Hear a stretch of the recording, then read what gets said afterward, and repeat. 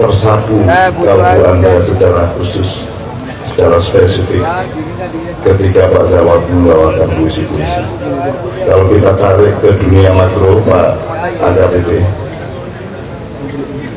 kata John F. Kennedy, temannya Bung Karno, yang meninggal karena yang ditembak di Dallas karena perjanjian untuk mempertahankan Irian Jaya dengan Bung Karno, ditembak oleh CIA sendiri. Dia mengatakan kalau politik kotor, puisi yang membersihkannya. Jadi kelemahan bangsa Indonesia 20 tahun terakhir ini, Pak Rektor, menurut saya tidak jangkep perhatiannya kepada manusia. Bahkan manusia tidak pernah menjadi tema utama di dalam pembangunan kita.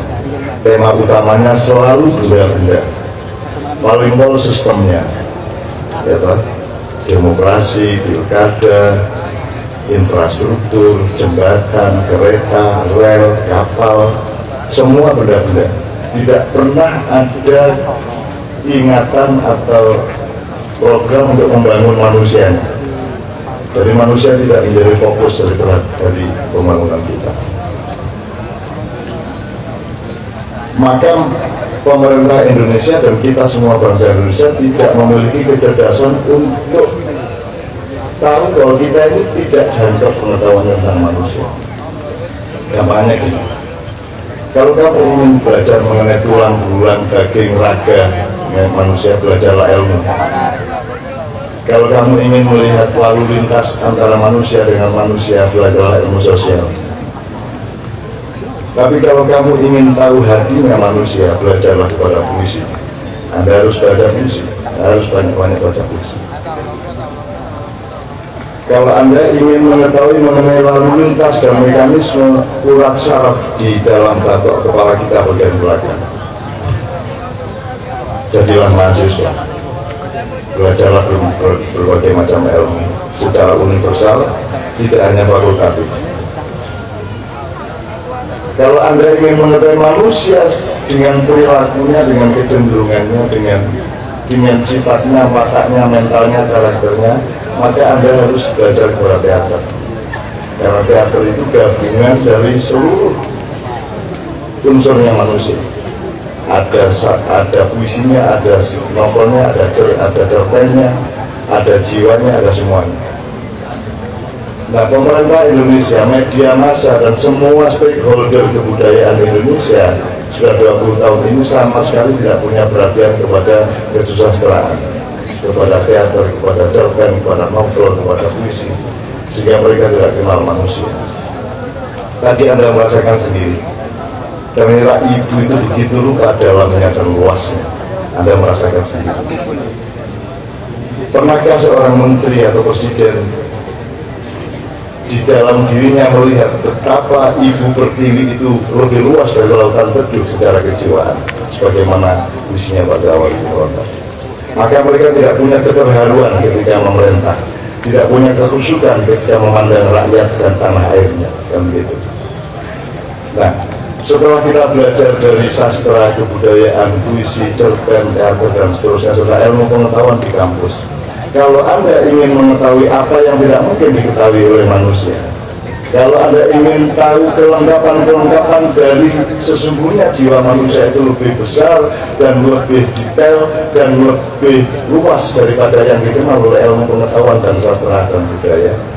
Kalau Anda ingin mengetahui kelengkapan manusia, luasnya sampai detailnya, sampai dalamnya, lubuknya sampai ufuknya, maka belajarlah kepada agama.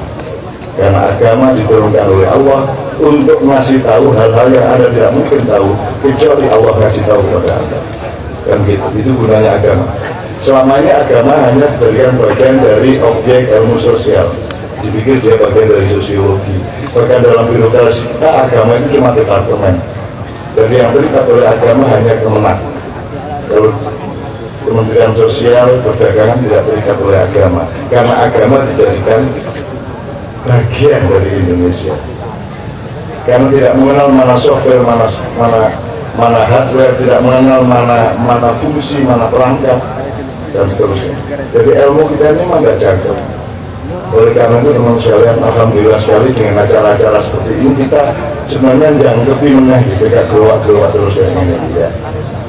Dan kita terima kasih kepada Pak Zawi. Kalau kayak Pak Biel pernah jadi ketua Dewan Kesenian, seharusnya Kapolri siapapun itu harus tahu puisi, harus pernah punya pengalaman melihat teater, harus pernah baca karya sastra, dan harus membaca Quran dan kitab-kitab suci yang lain, supaya dia kenal kehidupan, karena dia mengasuh umat manusia yang namanya bangsa Indonesia. Tapi kan selama ini kan kita fakultatif, nah, polisi urusan itu, dan tentara urusan itu orang menodok. Padahal kita semua manusia. Masa kita ini pecahan-pecahan saja, masa kita ini kepingan-kepingan saja. Setiap polisi adalah manusia, setiap tentara adalah manusia, setiap intelektual adalah manusia. Saya bahkan waktu kemarin Pak Nun Sewu di HPIS yang terakhir di Solo kemarin, menurut saya beliau-beliau semuanya rohaniawan.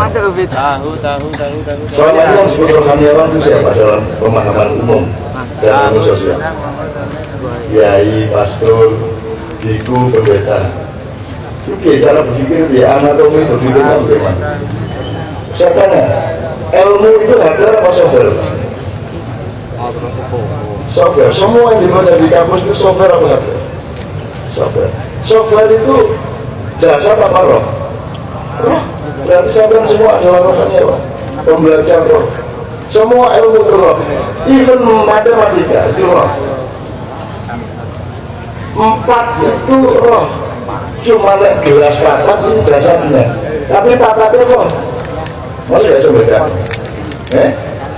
Ini gelasnya apa? Ya botol gelasnya. Ini 3, ini apa? Tapi jumlah 3, angka 1, 2, 3 itu software, itu roh. Nah ini mulailah sampai ngerasa gulanya hardware, begini gula ya software kok, gula itu apa? Lagi loh software, pedes itu software, sudah keluar dari roh sebenarnya. Nah kita pikir kita urusan lombok hardware, enggak. Semua ilmu aturan itu software. Makanya Quran itu bukan yang kamu baca itu. Yang kamu baca itu adalah tinta dan kertas yang mengantarkan Quran kepadamu. Gitu. Tapi Qurannya bukan itu. Qurannya adalah yang ditulis oleh mushaf Quran. Itu bedanya. Cantik itu adalah yang diantarkan oleh wajahmu, bukan wajahmu cantik. Jelas ya? Bukan wajahnya yang cantik. Wajahnya itu hardware dan seterusnya. Nah, saya kira kita akan belajar bersama soal itu supaya Indonesia akan datang itu betul-betul menjadi pemimpin dunia.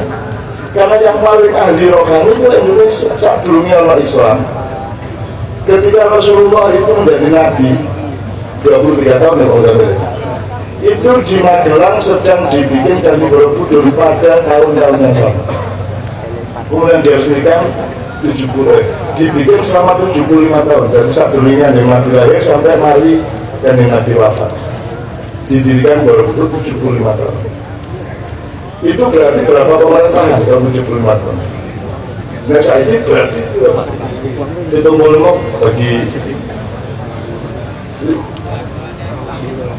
15 pemerintahan, 15 era. Itu didirikan Borobudur itu dalam 75 tahun dengan program yang solid dan tidak ada pertentangan antara raja sebelumnya dan raja berikutnya. Nah saya ini bisa enggak? Bisa enggak? Bupati saya ini merusno usaha ini bupati sing wingi. Bisa enggak? Bupati saya ini merusno bupati saya ini gaya apa-apa terus gak dipakai karo bupati menini. Saya kira itu kan. Ya tak. Pak Harto itu Bung Karno, Habibie itu Pak Harto, Gus Dur itu Habibie, SBY itu Megawati itu Gus Dur, Mario SBY itu. Jadi negara Pak itu nasional. Nah itu, kan selalu orang memiliki ini warisan SBY, apa saya? SBY dia yang memiliki warisan Megawati. Megawati mau ini gara-gara Gus Dur. Gus Dur yang mau ini sinetron Timur itu Habibie ya. Itu kan seterusnya. Sementara Borobudur didirikan 75 tahun non-stop dengan program yang solid, itu berarti mereka punya sistem kenegaraan yang bagus. Di Indonesia sebenarnya Pak Polisi bisa. Di sini kalau ada negara itu bisa. Yang jadi fakta adalah di sini nggak ada negara, yang ada pemerintah berlaku sebagai negara. Sing ono kasir berlaku sebagai bendahara juga, campur. Kudunya ono kepala pemerintahan, ono kepala negara. Ono Gajah Mada sing Perdana Menteri, ono Kencono Wungu atau Hayam Wuruk ya kepala negara. Polisinya pada kepala negara. Polisi di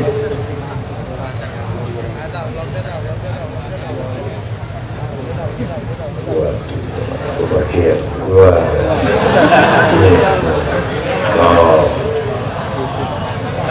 diskriminasi di sana dulu tak mereka memang alhamdulillah Tuhan. Tapi saya nggak akan berpandang, yang penting yang saya lupa ya, Indonesia ini jangan ya aneh lah, agak bapak-bapak kita dulu mendirikan republik ini juga menurut saya cik gurung tanah segone itu loh. Terus saya sudah di tangan cik produk-produk sedikit kayak gini lah. Nah ya wong Londone kerajaan, Denmark kerajaan, Spanyol kerajaan, Inggris kerajaan sampai saya. Sehingga kerajaan ini Amerika, Arab kerajaan. Mikir kerajaan dilolok, dipaitut, di feodal, dinyek sampai mati keraton Solo sekarang. Keraton Solo itu hanya menjadi benda pariwisata saja. Saya tidak mengatakan raja itu pasti baik, tapi kita ini betul-betul durhaka, tidak menghormati dan menghargai apa yang pernah kita miliki. Nabi Sulaiman ya ojo murni-murni dengan rojo. Kan masalahnya rojo api layak itu, tapi fenomena raja itu bahkan ada pada Nabi Daud, ketika Nabi Yusuf juga, bahkan ketika Nabi Sulaiman. Luar biasa. Nah kok ini orang-orang republik itu, saya tidak menyalahkan republik, karena republik itu gak apa-apa, itu juga bentuk dari khilafah. Kesultanan juga ada apa-apa, yang penting produknya adalah keadilan sosial bagi seluruh rakyat Indonesia. Tapi kita ini produknya juga ganti-ganti, sistemnya juga ditolak, hilang loh. Gitu loh, produknya sepoi, gurung mateng bosok, kalau balik ngomong aja, ini pencet kok. Wis diaku orang lah. Apa mana sing dodol wong Madura. Semongko jare abang bareng rukun terus sepeda ada ngene. Putih. Terus ditakoni balik, sing dia pamil-pamil ya balik. Marah sih beli itu, yang beli itu. Pak jare abang, jare lagi. Wah sampean nggak bisa mikir. Wong manusia aja kalau jatuh dari sepeda pucet dia, Pak. Apalagi semongko, Pak. Kalah Madura. Ini kan ada dia museum Madura gini. Ya jari ini abang ternyata oke, lalu mah. Betul tidak ada kayak roti dipangan ada apa ya? Jadi kita ini membiarkan ada kekuatan-kekuatan di atas kita sehingga tidak kayak terus dikai merek roti, ya toh? Terus dipangan karo rakyatnya. Pertama, kok kayak muring-muring, gak dipangan dibuat. Mereka gak ada pangan, ya wis gak apa-apa wis di rotek-rotek no, gitu ya, ngasih kayak gitu ya. Itu kedua Pak. Tahap ketiga, arah yang ngerti ini ya iku mang, wis kalau bedanya ki roti tak kayak dipangan mulai.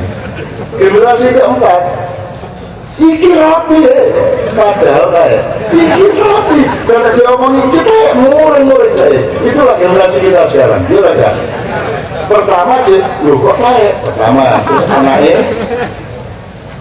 siapa bos masih kayak di rata-rata no, ya, orang yang kalau menang ya, ngomong Jawa pintar adaptasi itu, ya wis cukup no, lah, siapa bos, dianggap roti yang merek, itu terus putu nih, terus kan di tema roti tak kayak sendiri, sing cicite, sing keempat di mergo medsos banyak hoax ya, iya nih roti, kan? Wah roti, dia yang karo tonggo, itu kayak jujur. Itulah kita sekarang. Kita ini makan tahi tiap hari, ya kan? Dan kita anggap roti, cangkem itu bisa menyesuaikan. Kalau nggak percaya, mulai nemu wedi. Terus sugesti, iki enak. Suwe-suwe keluar rasa persesuaian antara wedi dan liwatmu. Bulan ketiga, kalau nggak nemu wedi, nggak enak rasanya. Teman-teman itu, kita tuh punya kemampuan penyesuaian diri yang luar biasa. Nah, jangan sampai menjadi generasi sing mangan tae, ya, tapi menganggap itu roti. Itu yang disebut apa, Pak Muzamil, sifat Rasulullah tadi. Kalau Anda tidak cerdas, tidak fatona, Anda tidak tahu itu. Makanya kesatria itu di bidang keilmuan dan pengetahuan adalah fatona, ya, kecerdasan untuk tahu. Saya hoax, barang itu yang menentukan hoax itu siapa? Bagaimana kamu tahu itu hoax atau bukan? Caranya utama. Akhirnya yang menang kan polisi. Kalau polisi bilang ini hoax, semua harus bilang hoax. Kan begitu. Akhirnya menentukan kekuasaan. Oh, padahal dia sendiri hoax, terlalu panen.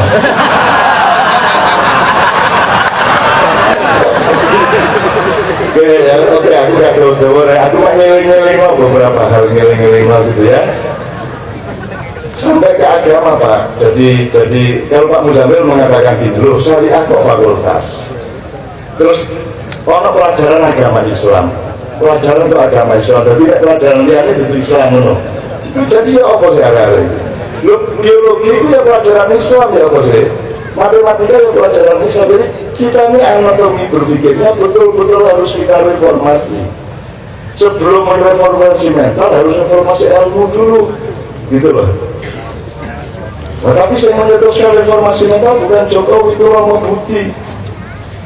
Mari menurut dari rumah nanti tahu beri apa maksud sampai revolusi mental itu yang nulis Romo Budi, itu teman-teman kita menyediakan juga.